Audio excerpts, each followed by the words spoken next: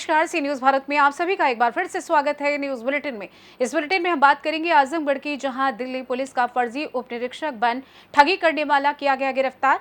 साथ ही बात होगी बांका की, जहां श्रावणी मेला की दूसरी सोमवारी बाबा धाम मुख्य मार्ग दर्दमारा बॉर्डर से तुर्की मोड़ तक लगा महाजाम। इन तमाम खबरों पर होगी विस्तार से चर्चा।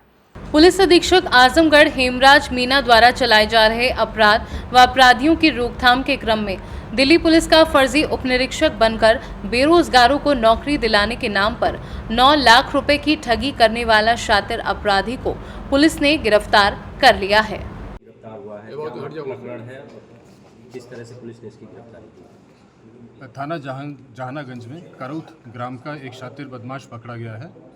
यह लोगों के साथ ठगी करता था।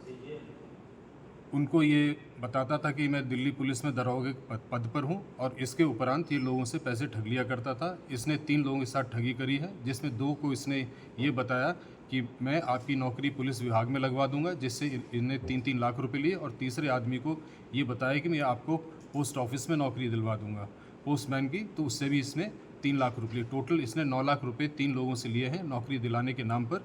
इसके पास से वर्दी बरामद हुई है, इससे 2 वाहन बरामद हुए, एक सफारी है और एक होंडा की गाड़ी है, और इससे लैपटॉप बरामद हुआ है। इसके अन्य साथियों की पहचान की जा रही जो इसका सहयोग करते थे, और जिन लोगों के साथ ठगी इसने की है उनके विषय में भी जानकारी की जा रही है।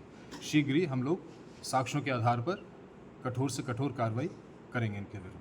सर, जिन लोगों को अभियुक्त आपने चुंगुल में लेता था, वो किस तरह से इसके संपर्क में आते थे या फिर कैसे इनको? ये अपने परिचितों से संपर्क करता था, तो वही हम जानकारी कर रहे हैं कि इसके साथ में और कौन कौन सहयोग करते थे जो इसके धोखाधड़ी में इसकी मदद करते थे। ये लोगों को बताता था कि मैं पुलिस में दरोगा हूँ, और ये कहकर लोगों को ये विश्वास दिलाता था कि ये लोगों को नौकरी, ये प्रभावशाली भी है, ये कह के लोगों को विश्वास दिलाता था और लोगों से पैसा ठग लिया करता था। सर, अभी तक के इन्वेस्टिगेशन में क्या समझ में आया है कि और भी इसके लिंक हैं किसी से? ये इसके और अभी इसमें विवेचना की जा रही है। हो सकता है इसने और लोगों के साथ धोखाधड़ी की हो, तो हम लोग और लोगों के विषय में भी हम लोग जानकारी कर रहे हैं और इसके साथियों के विषय में जानकारी कर रहे हैं, तो इसमें अभी बढ़ेंगे इसमें अभी। आजमगढ़ से सी न्यूज संवाददाता सीबी भास्कर की रिपोर्ट। देवघर सुल्तानगंज मुख्य मार्ग पर कांवड़िया वाहनों की अप्रत्याशित वृद्धि से रविवार को शाम 4 बजे से दर्दमारा बॉर्डर से जुगड़ी मोड़ तक आवागमन से महाजाम हो गया। स्थानीय पुलिस प्रशासन के जाम छुड़ाने के दौरान पसीने छूटने लगे। अप्रत्याशित वाहनों की कतारबद्ध चमचमाता मुख्य मार्ग की स्थिति को देखकर बेलहर एसडीपीओ राजकिशोर कुमार ने अपने कर्तव्य को निभाते हुए झमाझम बारिश में भीगते हुए यात्रियों को जुगड़ी मोड़ से तितर बितर किया। रात के करीब 1 बजे जाम पर कुछ राहत मिली, लेकिन सुबह होते पुनः जाम की स्थिति बन गई। इस जाम को निपटाने को लेकर तैनात पुलिस व प्रशासनिक पदाधिकारियों, अन्य कर्मियों की सक्रियता के बाद श्रावणी की दूसरी सोमवारी सुबह 9 बजे जाम से निजात मिल पाई है। फिलहाल अब बांका के जिला पदाधिकारी अंशुल कुमार, बांका एसपी सत्यप्रकाश, एसडीपीओ राजकिशोर कुमार के नेतृत्व में हमेशा यात्री पथ सुल्तानगंज से बाबा धाम जाने वाले मुख्य मार्ग समय समय पर निरीक्षण किया जा रहा है। बांका से सी न्यूज संवाददाता राकेश कुमार की रिपोर्ट। खबर रोहतास से है, जहां तिलौथू में 2 बाइकों की टक्कर में 3 घायलों में एक की मौत हो गई, जबकि 2 लोगों को हायर सेंटर गंभीर हालत में रेफर किया गया है। पुलिस ने शव को कब्जे में लेते हुए सदर अस्पताल सासाराम में पोस्टमार्टम कराकर परिजनों को सौंपते हुए अगली कार्यवाही जारी रखी है। रोहतास से सी न्यूज संवाददाता शशिकांत की रिपोर्ट। गावा प्रखंड अंतर्गत पूर्वी पेहरा मानपुर चौक पर सड़क पर पानी बहाव को लेकर बीते शनिवार को आवेदन दिया गया था। कहा गया था कि 2 दिनों के अंदर समस्या का समाधान नहीं निकला तो प्रदर्शन करेंगे। इसी संबंध में आज यहां के ग्रामीणों ने सुबह से लगातार मुखिया, वीडियो एवं सीओ के खिलाफ जमकर नारेबाजी की। मौके पर राजमणि पांडे, मृत्युंजय कुमार आदि उपस्थित रहे। ग्रामीणों का नाली से संबंधित समस्या है, तो मैं साहब थाना प्रभारी आकर देखे, निरीक्षण किए, और नाली में पानी अभी नियमित रूप से निकासी नहीं हो रही है। उसका हम लोगों को बताए हैं कि इसमें ग्राम सभा करवा के सहमति बना के डाइवर्सन भी करवाने के लोग बात कर रहे हैं। तो इन लोग को बोलना है कि इससे संबंधित जो भी समस्या है, एक हम लोग को ग्राम सभा करवा दीजिए, ताकि उसका समाधान हम लोग कर सकें। कुमार प्रजापति एक समाजसेवी और तिहरा में जो नाली की समस्या को आज कई वर्षों से देख रहा था और कई बार जो है सो पदाधिकारी, प्रखंड विकास पदाधिकारी और अंचलाधिकारी के यहाँ आवेदन दिया गया था, समस्या सॉर्ट आउट नहीं किया गया। उसके बाद हम लोग मजबूरन आज धरना प्रदर्शन का कार्यक्रम किए और धरना प्रदर्शन के कार्यक्रम में जो है सभी प्रखंड विकास पदाधिकारी और सीओ साहब आज चल के आए हैं हम लोगों के बीच में और हम लोग जो है सो स्थल पे जाके और नाली दिखाए और अवगत कराए। उसके बाद प्रखंड विकास पदाधिकारी, अंचलाधिकारी आश्वासन दिए हम लोगों को कि आपका नाली की समस्या बहुत जल्द ही 1-2 दिन के अंदर ख़त्म कर दिया जाएगा और डाइवर्सन का जो है वो काम करा दिया जाएगा।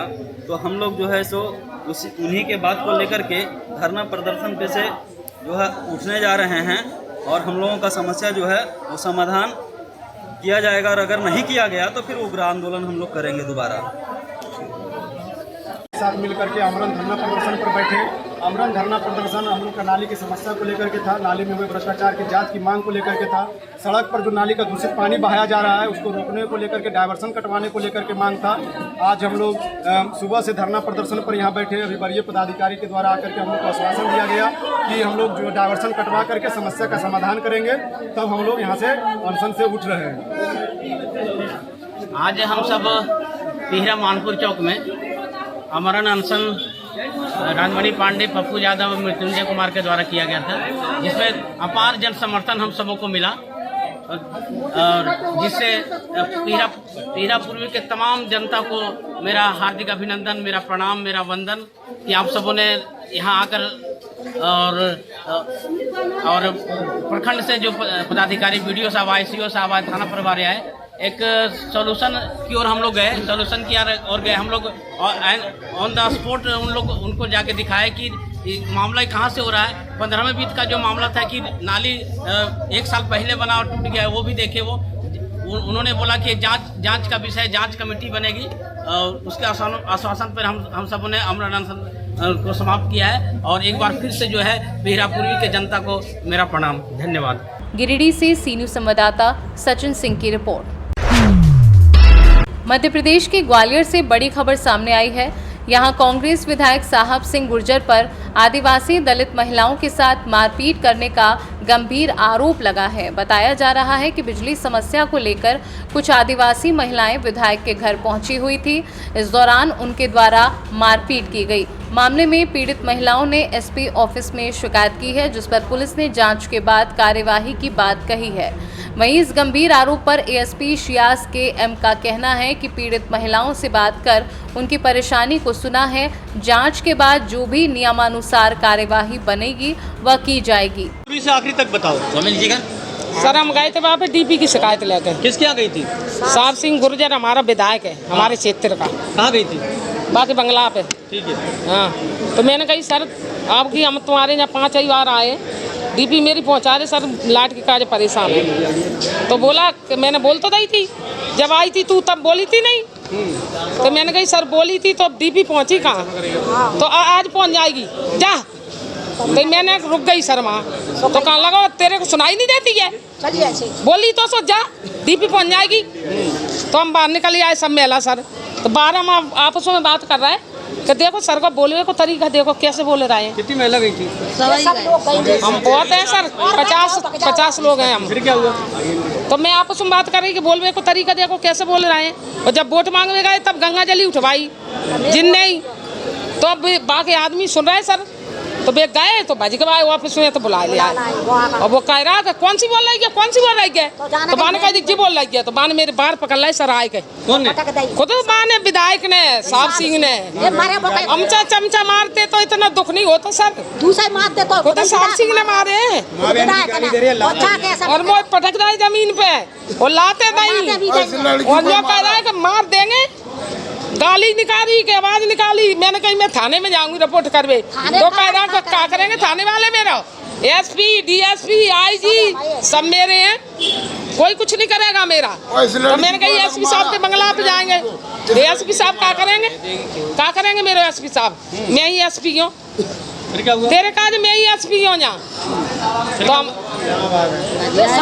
बोलती रहो, तो मारे सर माने हमें खू मेला बचावे गई जी लड़की गई जी मेरी नाथ नहीं है जी गई तो जामे मारा इसको भी मारा सर। आपका नाम क्या है? मुन्नी।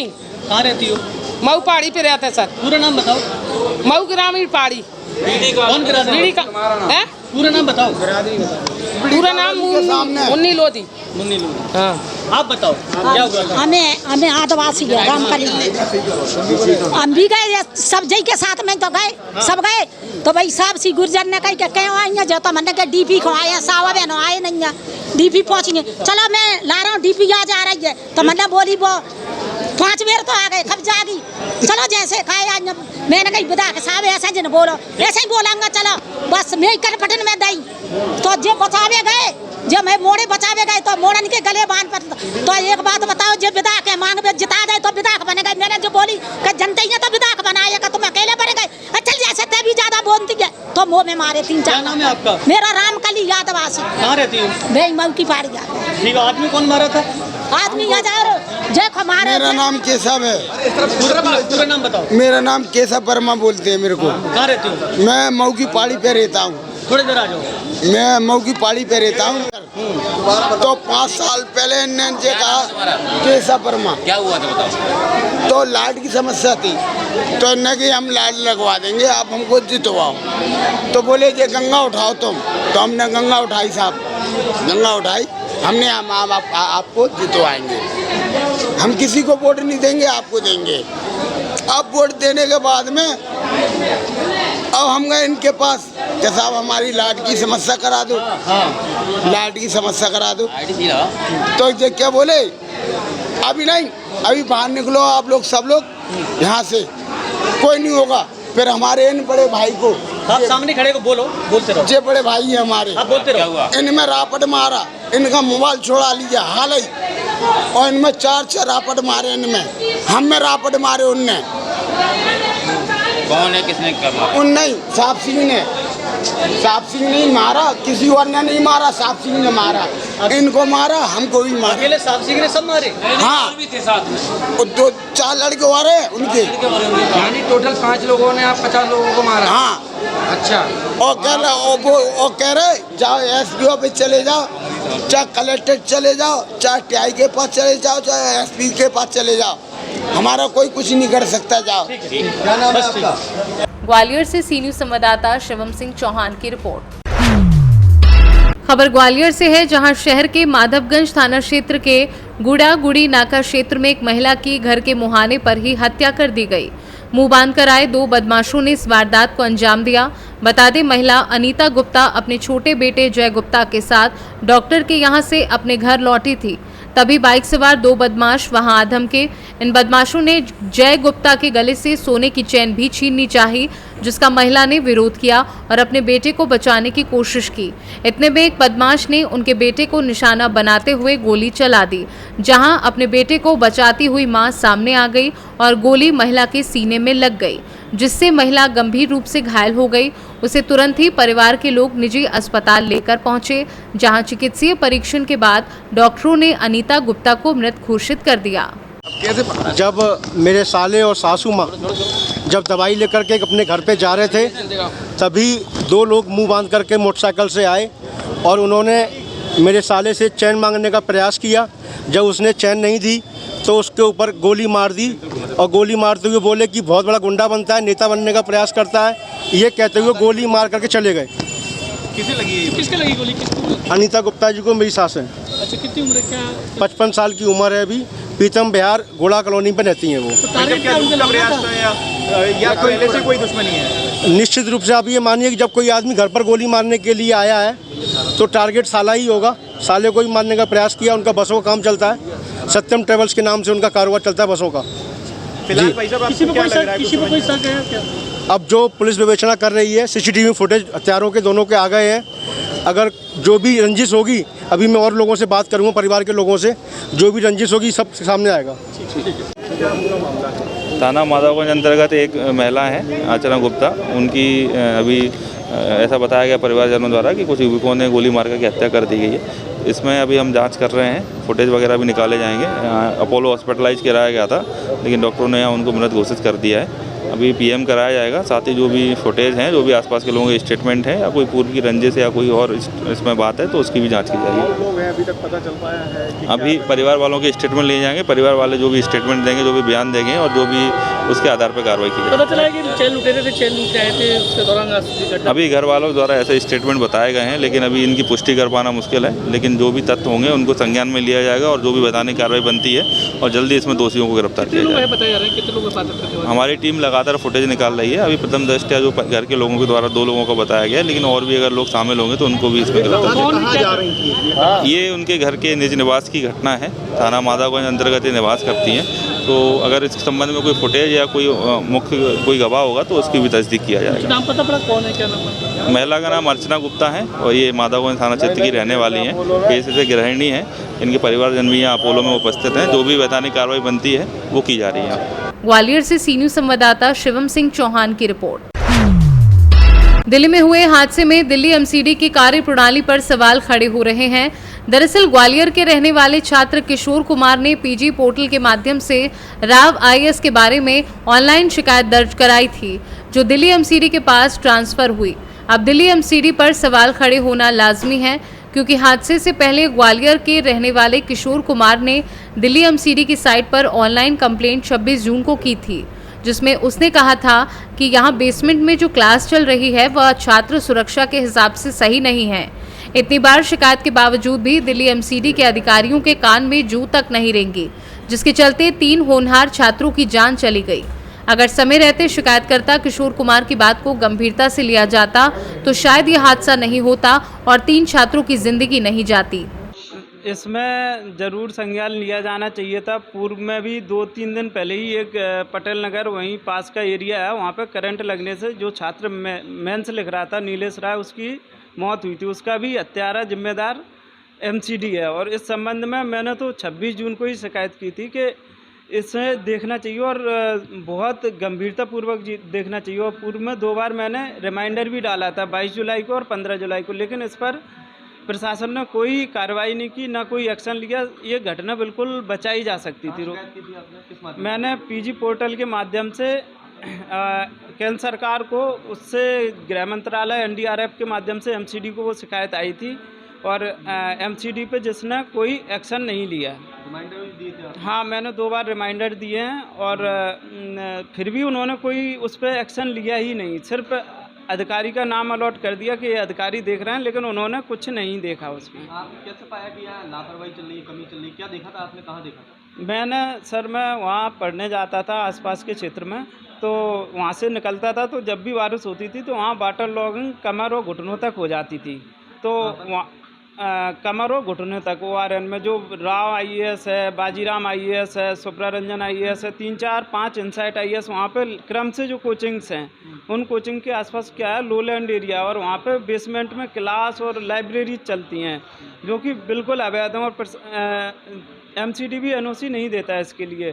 फिर भी इन नियमों को ताक पे रख के ये लोग काम कर रहे थे, क्योंकि इनका पैसा सीधा एमसीडी को जाता था और जिससे वो लोग इन पर कोई कार्रवाई करने में असक्षम थे। क्या अपील करते हैं प्रधानमंत्री से? मैं देश के प्रधानमंत्री जी से यही अपील करना चाहूँगा कि जो भी किसी भी माध्यम से, ईमेल, पत्र एवं पोर्टल के माध्यम से जो भी शिकायतें आए उनका निराकरण हो एवं उन्हें गंभीरतापूर्वक लिया जाए, क्योंकि इनसे हम शिकायती पोर्टल इसलिए बनाते हैं जिससे लोगों की समस्याओं को दूर किया जा सके। लेकिन इसे जो बड़े बड़े आला अधिकारी हैं जिन्हें ये शिकायतें दी जाती हैं वो निगलेक्ट कर देते हैं और उस पर ठोस कदम और सख्त कार्रवाई नहीं करते हैं, और जो शिकायत करता है उसी पे दबाव बनाते हैं शिकायत बंद करने का। ग्वालियर से सी न्यूज़ संवाददाता शिवम सिंह चौहान की रिपोर्ट। फिलहाल न्यूज बुलेटिन में बस इतना ही। देश दुनिया की तमाम खबरों की जानकारी के लिए आप देखते रहिए सी न्यूज़ भारत। हर खबर आपके साथ, आपके हाथ।